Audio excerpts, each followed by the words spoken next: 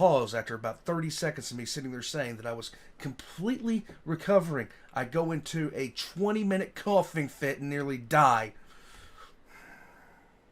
I could just hear Black Lower Girl in the background yelling at me to breathe. People are probably going to get mad and call this video propaganda, but in my defense, it's not my fault. The only thing you have to do to make anti-communist propaganda is to open a history book and start reading it out loud. Today we're talking about the Berlin Wall. It is one of the greatest examples of capitalism versus communism, East versus West, hungry versus fed that the world has ever seen. But first, a word from our sponsor. This video is brought to you by Operation Good Boy. It's a monthly subscription box. It's got all kinds of good... I wonder if they make something for cats so you'd stop bothering me. No? She wants to be just outside the camera view. If I move the camera over to where you can see her more, let's just test this theory. Hold on. Let's see if this works. See? She wants to be just outside the camera view. A menace. Are you okay? Don't come to my office, please. Yeah, you're gonna get a treat in a second if you don't puke. Okay, hang on 1 second. You've ruined my intro. Anyways, it comes with all kinds of cool stuff for your dog. We've got... I am judging you right now. You were supposed to be your mother's cat. How'd you wind up being in here with me? How'd you wind up being in here with me? I don't understand. Dog poop picker-upper bags. We've got a little doggy first aid kit. We've got daily multivitamins for him. And then we've got Mushu's favorite, the TRE, the treats ready to eat. These are made right here in America. And Mushu is a big fan, right? Give me a shake. Good, you didn't puke. Wonderful work. Go ahead. Good job. So yeah, if you've got a dog, go check out Operation Good Boy. I'll have a link and a discount code in the description down below. Let's get back to the video. All right, a couple of weeks ago, we talked about the biggest logistical flex of all time, that being the Berlin airlift, when the USSR tried to blockade off West Berlin to force them to become communist and to join the USSR. And America and the UK teamed up to deliver them supplies using only cargo planes, landing a cargo plane into West Berlin every 2 minutes, all day, every day for 15 months straight. Which was absurd, by the way. And if you haven't seen that, I highly recommend you check that out. Because that was... I knew about the Berlin airlift. I didn't know it was like that. Feeding and supplying an entire city with 4.6 billion pounds of supplies. If you want to watch that full video, I'll have that linked right here. If not, that's fine. Here's the bare minimum background info that you need. Right after World War II, Germany was basically split into two pieces. You had the Western powers, America, the UK, and France, controlling the western half of Germany, and you had the USSR controlling the eastern half. And here's where that gets weird. They did the same exact thing with the city of Berlin, where the West controlled the western half and the USSR controlled the eastern half, except Berlin was 100 miles into the USSR territory. And this is why the USSR blockaded off West Berlin and tried to force them to join, because they didn't want a little speck of capitalism in their communist utopia. But the West isn't about to back down from a challenge, so America and the UK team up, Wonder Twin powers activate, they launch the Berlin airlift, they feed an entire city using nothing but cargo planes, and after 15 months, the USSR is finally forced to end the blockade because they can't afford to try to stop them anymore. So 1949, the roads and railways to West Berlin open back up and everything goes back to working exactly how it was supposed to, and this is where the story really begins. From 1949 to 1951, we had what was known as a green border between East and West Germany. Basically, there was a border there. They're two separate countries. However, it was very, very easy to go from one country to the other and back. It was no big deal at all, which was really important because you have to remember, they just drew an arbitrary line right through the middle of Germany and were like, hey, these are two separate countries now. It's something that the Europeans did, okay? It's something that they just did on repeat for centuries. Really complicated for a lot of people. You had people that had family members that now live in a different country. You had people whose home was in one country and job was in the other. You had farmers and property owners that now owned property in a country that they didn't live in. It was very, very complicated. And while the border is essentially open, a ton of people from East Germany are taking advantage of it and migrating to West Germany because it's way, way better to live in West Germany, where the evil capitalist pigs from America and the UK have been funneling in billions of dollars worth of food, money, and resources, helping to build West Germany back up as a country, as opposed to the USSR over in East Germany, who has done the exact opposite, because they said, hey, We want our war reparations, and we want them right now. The USSR takes over $10 billion worth of hard assets and natural resources out of the East German economy and ships it back home. That is a third of the working capital of the entire country. Quite literally just took a third of their economy and got rid of it. And if that wasn't bad enough, they also liquidated almost every factory in East Germany. They took all of the machinery, all the parts, all the material that they had, and shipped it back home to the USSR. Not only have they stripped East Germany of all of their product, they've stripped them of their ability to produce. They can't even work themselves out of this difficult situation. Because of this, understandably so, people start leaving East Germany in droves. Now, by 1952, the USSR identifies this problem, understanding, oh shit, obviously our policies aren't very popular. We should probably do something about that. The only question is, what are we gonna do about it? Do we A, come up with new policies that incentivize people to stay, making them want to be there and making them want to be a productive member of the society? No, absolutely not. We're gonna go with option B, old reliable, good old-fashioned human rights violations. Okay, so here's the plan. We're gonna shut down the border between East and West Germany. We're gonna build a wall or a fence. And I know what you're thinking, walls don't work. Well, if the wall doesn't work, you know what is gonna work? The landmines that we put on the other side of it. And if that doesn't work, we're gonna get guard dogs. And if the guard dogs don't work, we're gonna put up a bunch of guard towers, and we're gonna have over 20,000 men with guns watching the border 24/7 all the time, and they have the authority to shoot anyone trying to escape on site. Now, Right. obviously, there's one glaring hole in this plan. What if somebody is able to get past the wall, navigate through a minefield, evade the dogs, and they get seen by the guard, but because the guard is an East German, and he probably doesn't want to be in East Germany either, what if the guard just doesn't shoot him and lets him go over to West Germany? Well, Right. that's where the giant sand pit comes in. We're going to line the entire border between East and West Germany with a 30-foot wide pad of sand. And that way we'll be able to see any footprints when somebody runs out of East Germany into the West. And then we're going to know that somebody escaped, and we're going to hold the guard on duty for that sector responsible, and then he's going to get in trouble.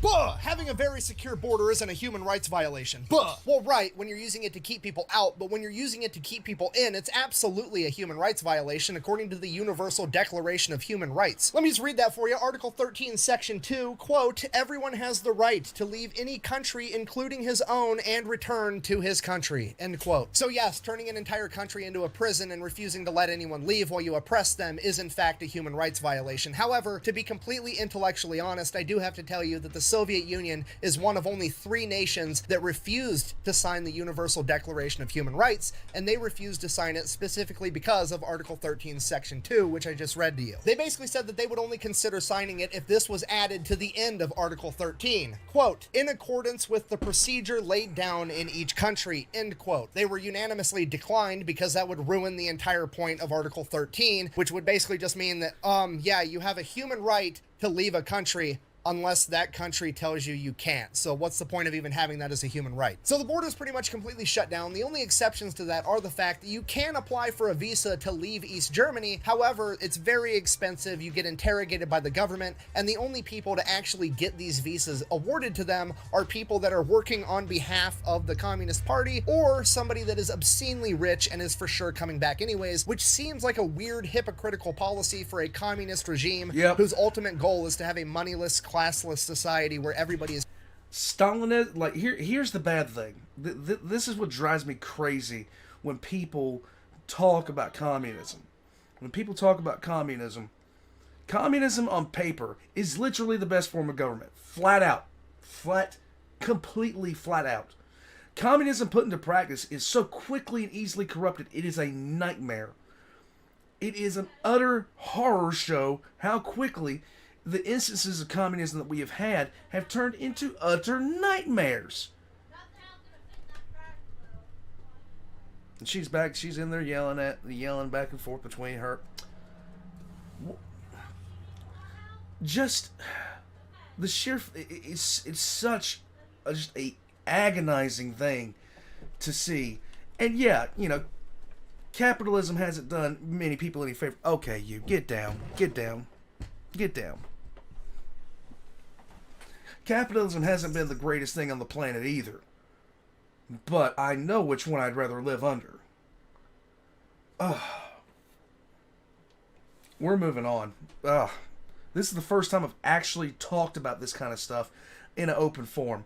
I don't normally talk about this kind of thing because I don't like to invite this, you know, kind of thing. But if you're like the flavor of communism that was practiced in the USSR was an utter horror show. It was an utter horror show. And anybody that doesn't know that is willfully ignorant of the facts at this point.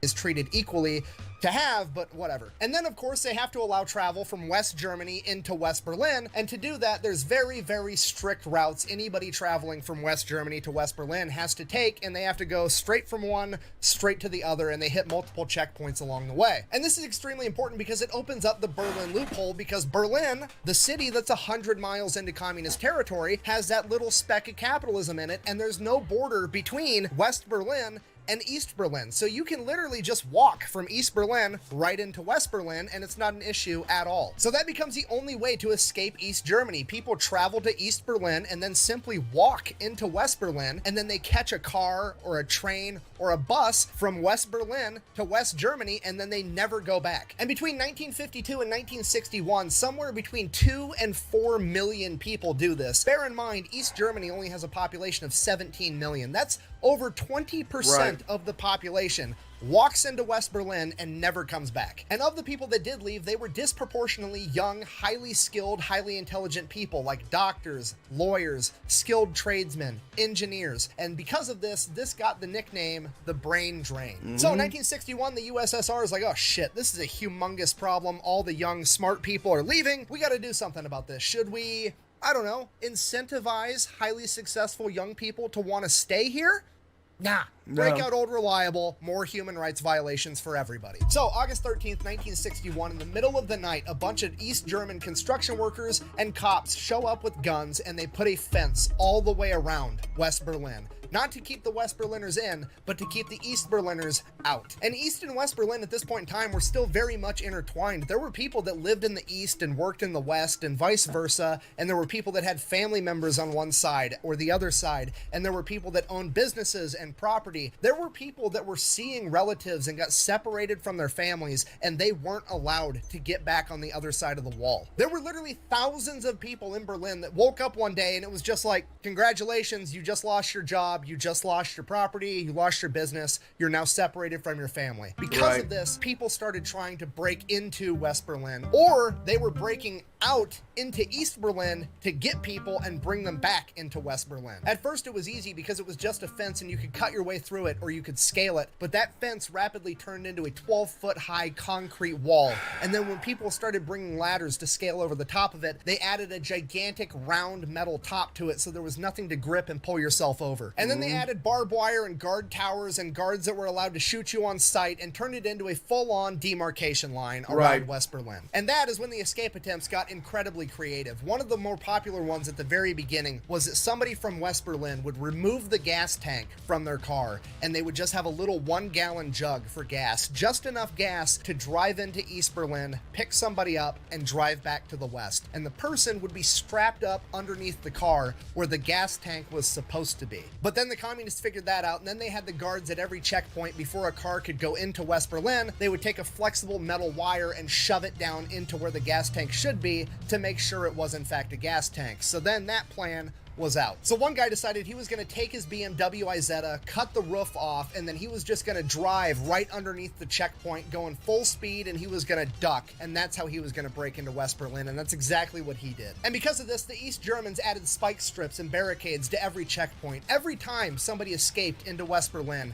the communists fixed however it was possible. They made it more and more difficult, and the escape attempts got more and more creative. Some of my personal favorites include shooting a steel cable over the wall from a high building and then zip lining to the other side, having somebody from West Berlin get a cow costume and tow a cattle trailer into East Berlin, and then have 2 of his friends dress up in the cow costume and stand in the cattle trailer as they made it through the checkpoint, stealing a tank and trying to drive it through the wall. And when you got away from the Berlin Wall itself and you actually went to the East and West German border, the escape attempts got even crazier. One group of brothers took a farmer's crop duster, painted it like a Soviet MiG plane, flew it from West Germany into East Germany, picked up their other brother, and flew him back. And my absolute personal favorite escape from communism was when two fathers got together and for a year and a half gathered fabric and propane and supplies so that they could build a fucking hot air balloon to escape to West Germany. Okay, I'm gonna say that again, but a little bit slower. 8 people, 2 families, 2 fathers, 2 mothers, and 4 children escaped communism using a hot air balloon. Do you understand the gravity of what I've just told you? Because as a husband and a dad, it speaks volumes to me that 2 men in my situation got together, looked around, and said these living conditions are so horrific that the best bet for me and you and our wives and our kids is to secretly gather up a bunch of cotton fabric, aka flammable shit, sew it into a balloon, attach it to a wicker basket, more flammable shit, and then propel it with a fucking flamethrower as we try to get away as fast as the wind will take us while the guards are shooting at us. Okay, look, all I'm saying is I've never... This is what I'm talking about. This is what I'm talking about. Like, it was anybody that romanticizes the USSR, you have lost your mind. You have lost your mind. This is the kind of stuff that, like, you hear this, but you can't really it doesn't really track, it doesn't process fully, because you're trying to, like, what would drive you to do this? What would drive you to do this? It's crazy. It's absolutely insane. Just one, like, I'm fortunate enough to be of that age where I've seen some fortunate and unfortunate enough to have seen some major things happen. I wasn't young enough to realize the significance of why my mother and father called us into the living room to watch as a bunch of people at night were taking sledgehammers to a wall. I never understood that. I never processed, didn't track it in my head until I was older. And even when it started to track in my head, it took so much longer for me to understand the emotional gravity of this, of what it meant, and everything that was about it. Moving on. Never seen anybody that determined to escape capitalism. That's all I'm saying. But that's not real communism. Of course it's not, because it's never real communism whenever something goes bad. But whenever something goes bad under capitalism, it's 100% capitalism's fault, And that's why I hate stuff like this. That's why I hate anything like... That's why I don't get into any kind of... I try my best to avoid any kind of political stuff. Because you have whataboutism, you have all this other kind of stuff. Can we just agree that communism under the Soviet Union was a shit idea? Can we just agree on that? Please! We should get rid of it and do communism instead. Granted, communism every other time we've tried it's ended in genocide and murder and human rights violations, but hey, I'm feeling it this time, guys. We're this close to just 1, maybe 2 more genocides, and we're gonna have that communist utopia. We should keep trying. I can't. I need a beer. Jesus. You need a could it work? Yes. Yes, it very well could work. Do you need what would guarantee it? Post-scarcity. Post-scarcity society would absolutely guarantee the success of it. 100% guarantee the success of it. You wouldn't even have people that were... A post-scarcity society, that would eliminate... Like, capitalism would be completely eliminated in a post-scarcity society, because there wouldn't be a need for it. The principle driving in economics, one of the things is scarcity. I mean, one of the things that drives an economy, any kind of capitalist structure, is scarcity of available. Oh God, my brain's doing the thing again. Scarcity. You know, moving on. Shutting up. Sorry, I got carried away. I apologize. Anyways, the wall around Berlin gets more and more impenetrable, and eventually the only way to actually escape into West Berlin is to dig a tunnel and crawl your way out, which a ton of people did. Now, obviously, this is a PR nightmare. The communists have to explain to everybody why on earth they blocked off West Berlin and they're not letting anybody through. And because of that, they decide to give the Berlin Wall their name, the Anti-Fascist Rampart. Fascism, obviously referring to Nazis, which makes this, I believe, one of the first historical appearances of the unfortunately still prevalent line of thinking that anybody that disagrees with me or how I live my life or my politics must be a Nazi. Yeah, that was the official stance of the Soviet Union, basically accusing every Western power of being a fascist regime and saying they built the wall to, quote, protect against fascist elements conspiring to prevent the will of the people, despite the fact that the apparent will of the people was to leave their communist regime, but whatever. Just excuse me one more time. I'm so sorry. I just have to Google something real quick. How to recognize a cult. Absolute authoritarianism without accountability. Check. Zero tolerance for criticism or questions, like getting arrested for political jokes, so I'm going to go with check. Lack of meaningful financial disclosure regarding the budget. Check. Unreasonable fears about the outside world that often involve evil conspiracies and persecutions. Check. Okay, sorry. Anyways, back to the video. Despite all the propaganda saying the Western world was literally just a bunch of Nazis, most people in East Germany didn't buy it, and a ton of them still tried to escape to the West. Over the duration of the Berlin Wall, over 100,000 people would be captured and imprisoned for either telling political jokes, criticizing the government, or attempting to escape. In just a couple years, by 1964, these political prisoners were starting to stack up really quickly, and the USSR had to do something about it because it was costing them money and the prisons were full and they had to get ready for this. Get rid of all these people. So, I mean, what's a communist regime to do? Well, that's easy. We've got all these prisoners that we don't want. They don't want to be here. Let's ransom them over to the West. And that's exactly what they do. They ransomed 33,000 political prisoners to the West, and the West paid on average 4,000 Deutschmarks per person. I say on average because it wasn't a static price. The USSR put different values on different people based on their skills and job set. For example, a general laborer might only bring 1,800 Deutschmarks, whereas a doctor could bring 15,000. Now, granted, I'm probably reading way too far into this, but I do find it a tiny bit hypocritical that the communist government, the same government that supposedly is striving to create a moneyless, classless society where everybody is equal, is also taking political prisoners, assigning different values on their life based on their ability to produce an economic output, almost like they're putting them into separate classes, implying that some people are worth more than others, and then they're turning around and trying to sell them to another government for money, which is allegedly something else they don't want, which is, you know, weird. It's almost like it's all a bunch of talking points and bullshit so they can have a bunch of control. I can do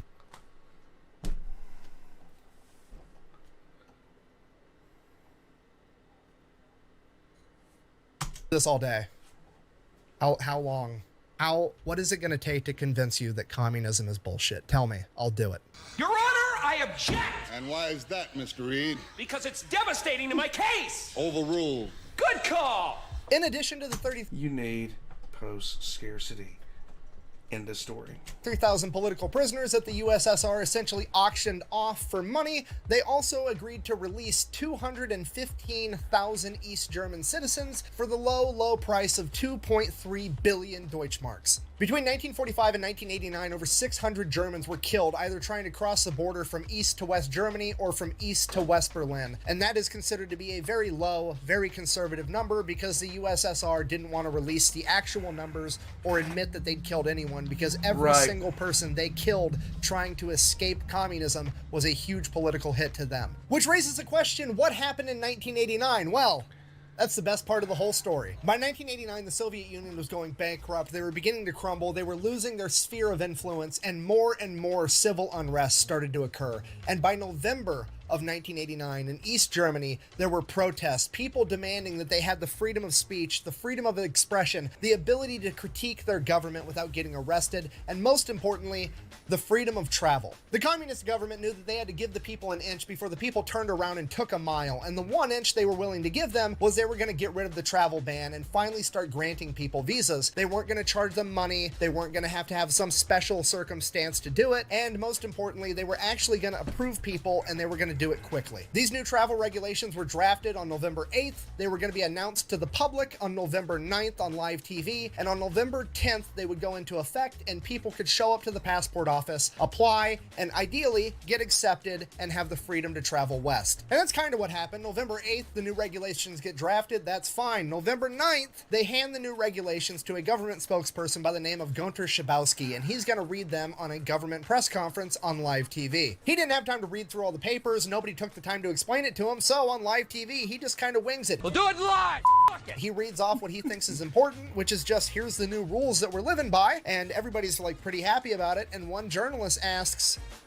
when does this go into effect? And Gunter, not having time to have read through all the papers, kind of shuffles through them real quick, looking for an effective date, and which he doesn't see one. It's there, he just doesn't see it. So he just kind of shrugs and he's like, as far as I know, quote, Now. Immediately, without delay. Das tritt nach meiner Kenntnis ist das sofort.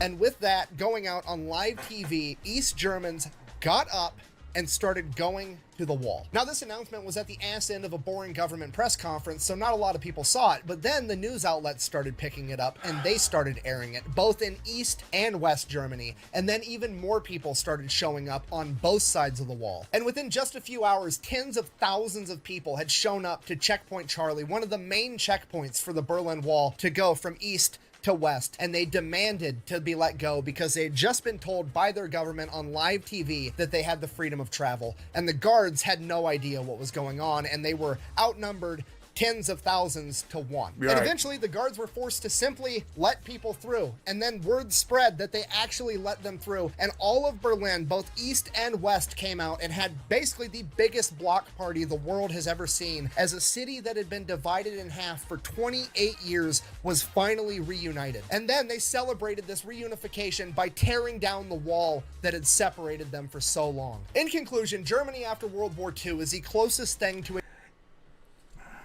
There exists hour by hour news coverage of this on YouTube. If you are ever in a mood to see one of the, in my mind, one of the greatest things that we ever got on live film, like that we ever actually captured on film, the fall of the Berlin Wall is one of those things that I sat down one day and I actually managed to get a massive broadcast of. Like, it was really long, and I sat down and I watched it for 4 hours.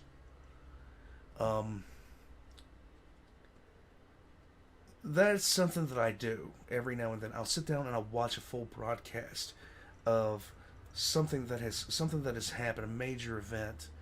Like, I sat down and listened to the entirety of the news, not the entirety of it because there's no way to, but the news broadcast of the Apollo 13 crisis and the audio recordings, everything like that. I do that. I'm weird. I know.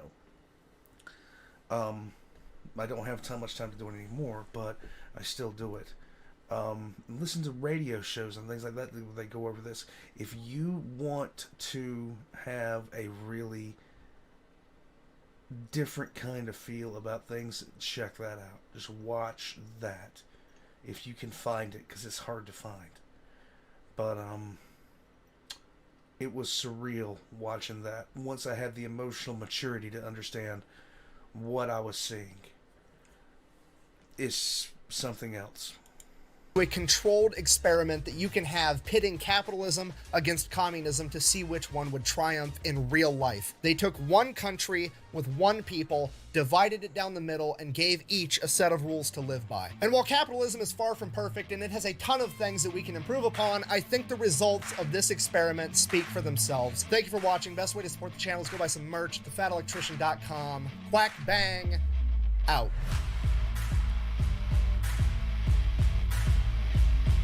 Waiting for it. I'm waiting for it. I'm waiting for it. Oh, wait a minute. He didn't do his normal thing at the end there. I thought he did. No, he didn't. Okay. Well, now that's a pause right there. That's a pause. People are probably Okay.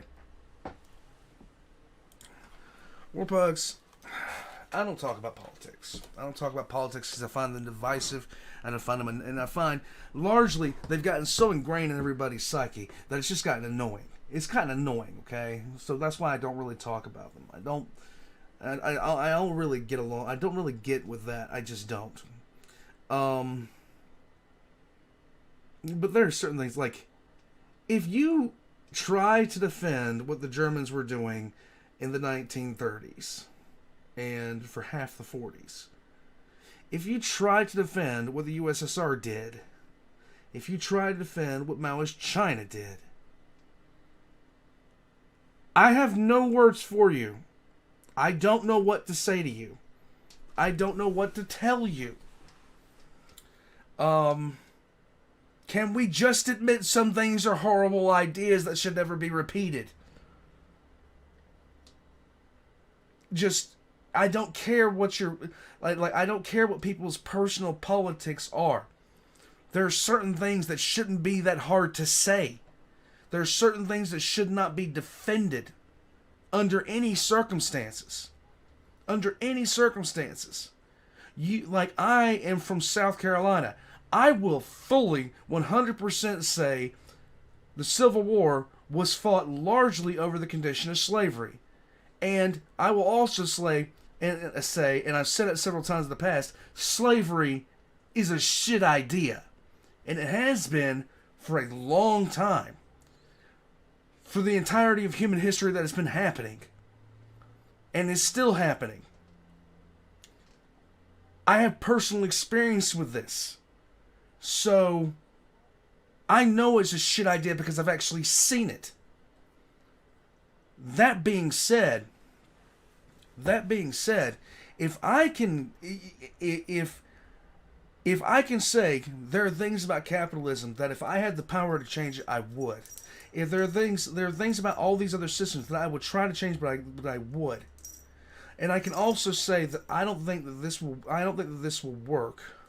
We can all agree on certain basic things. Certain basic things. And the number one thing I've always said about communism is if it was a post-scarcity society, where we didn't have to worry about things, you wouldn't have to worry about communism. Communism would come about naturally. Because it wouldn't make any sense to anybody. It would be dumb. It would be stupid. It's like, I'm sorry, we have all the food, we have all the transportation, power, we have all that we want. We have all that, we have that, we're never going to run out of that. So what's the problem? Like, why are you going to charge me for a bottle of water? We got water. I don't care. I'm going to get off that soapbox and I'm done. One of these days, I'm hoping that we do live in the kind of society that kind of governmental system can currently inhabit. But right now, but just as back then, there are some governmental systems that are so easily corruptible. And that is one of them. That is most definitely one of them. Now, capitalism, it is corruptible, but it's nowhere near. It's like at this point, like the level of corruption we've seen with our current system, the level of horror that we've seen with our current system doesn't approach it doesn't approach it at all. I'm off the soapbox. I'm shutting the hell up. Go to the Patreon and get yourself something from the background there. Dr. Doom, Superman, whichever one you would like. My wife has decided how we're going to actually do that drawing. We're going to be doing that at the end of the week. Warpugs, I'm out. I will see you for shenanigans on Friday. But until then, I'll catch you guys next time. And, by the way, guys, I hope you have fun, no matter what your political affiliation